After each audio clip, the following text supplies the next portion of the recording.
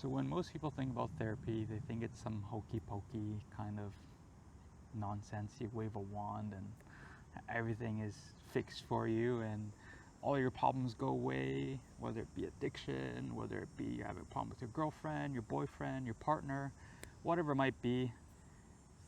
We can't solve those things for you, but what we really do is we let you talk to someone. Number one is human connection.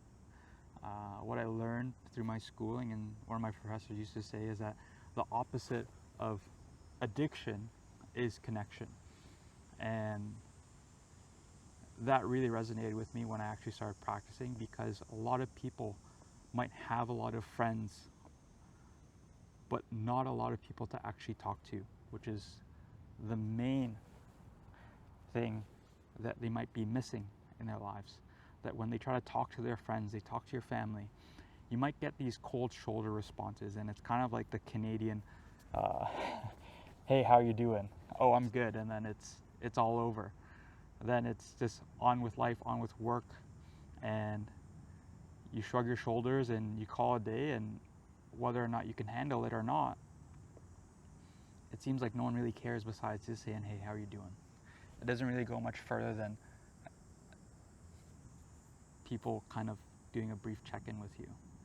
So when you look at that sense of connection, when they talk to a therapist, they learn that someone is actually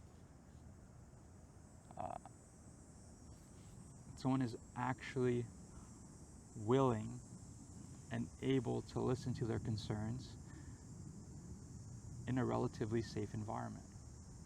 And it seems very few and far away that people do get this chance, because I'm sure a lot of you know that growing up with strict parents, or with parents who are gone away at work, or maybe you didn't have parents.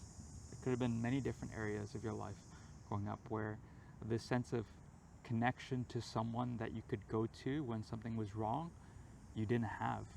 And you had to learn different ways to get through life. And when you get to this point,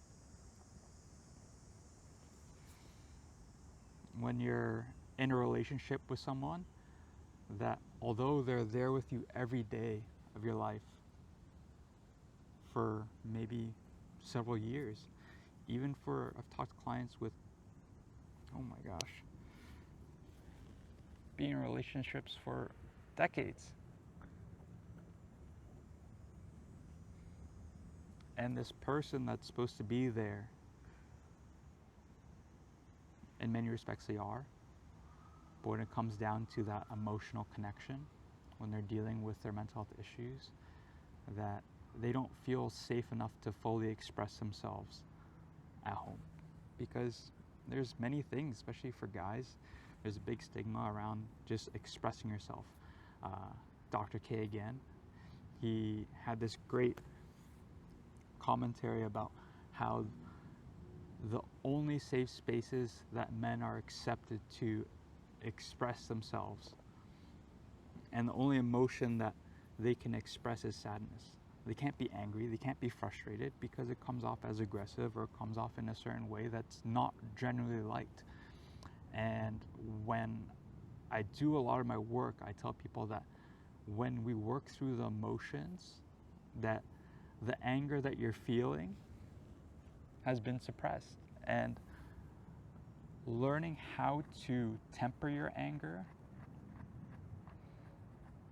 and instead of exploding and throwing it all out there, that you get to control how much anger you let out, and you get to explore what it means to communicate your anger, because maybe you didn't get that chance when you were younger, or maybe you didn't get that chance when you're with your partner.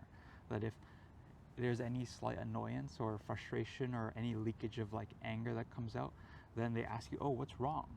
What's your problem? And then there's this awkwardness of, yeah, I am angry, but I don't really want to talk to you about it situation. or I'm sad about this thing and I don't want to talk to you about it. And they're like, well, explain it to me.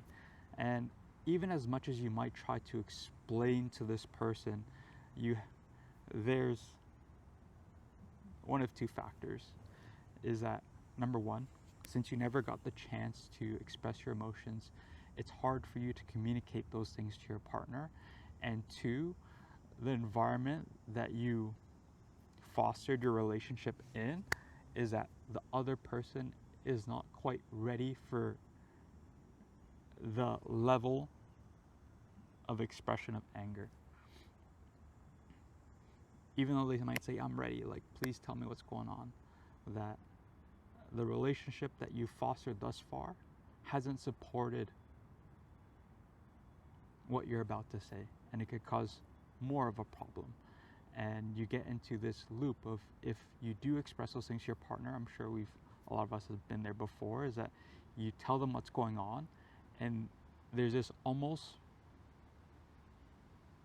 I guess sometimes people get this look of disgust from their partner, or this discomfort from their partner, where they aren't fully able to process what you're saying or receive it well. And we learn from that moment that it's not okay for me to express my emotions, even though they said it's okay. And this is where communication gets very muddled.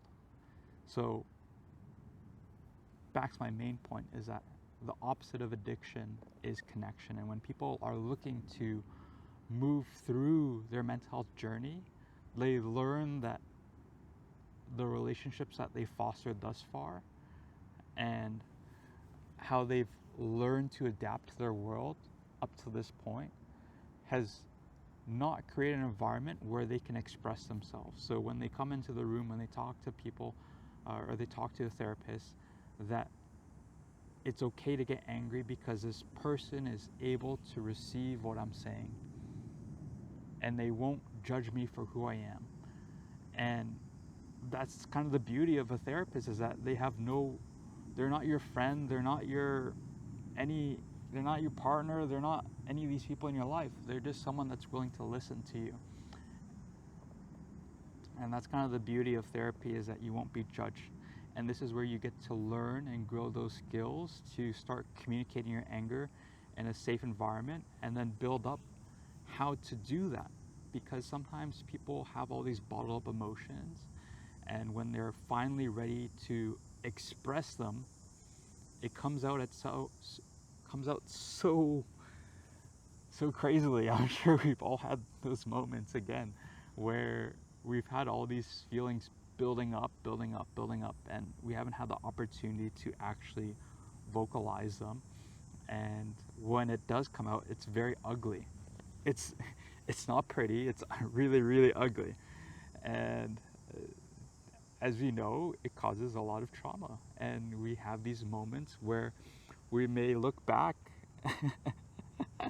I've definitely had these moments where I look back and I'm like, man, why did I say that? That was so embarrassing. Or that's something I should have never said to this person. And it's something that we hold on to because we knew that it wasn't received, or it wasn't the way that we wanted people to hear our message, or the way that we wanted them to hear our emotions. So we hold on to those moments. Embarrassingly enough, I have too many, but I guess that's why I'm a therapist now. So